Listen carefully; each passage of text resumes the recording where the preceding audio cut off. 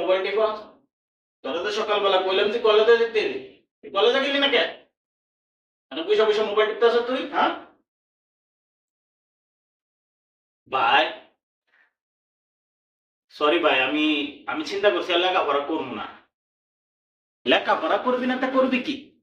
কি করে খাবি জীবনে? কিটা করতে পারবি তুই? হ্যাঁ, লেখাপড়া করলে আছে জীবনে উন্নতি করতে পারবি?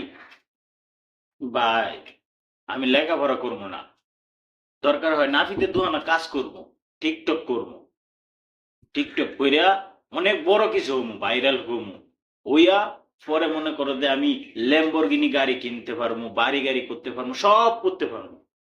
এতক্ষণে বুঝতে পারছি তার মানে তুই হকিন্নি পোলার ভিডিও দেখছস। আচ্ছা তুই কি বুঝ লেখাপড়া সারা জীবনের গতি কেমন?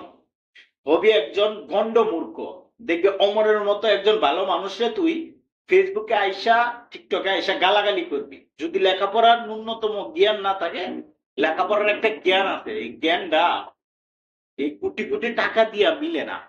তুই যে কস লেখাপড়া না কইরা টিকটক করবি, টাকা কামাবি, তুই কি করবি? ওর মতো কি দুবাই যাইয়া অস্ট্রেলিয়া গায়ের ব্যবসা করবি? নাকি এই যে নোংরা মস্তিষ্ক কিছু লোক আছে বাংলাদেশে যারা এই যে বউলে ভিডিও করে এদের মতো করবি? হ্যাঁ, সরি ভাই, বুঝতে পারছি। আসলে লেখাপড়াটা ইম্পর্টেন্ট। লেখাপড়া না থাকলে দেশ ও দেশের মানুষের জন্য ভালো কিছু করা যায় না।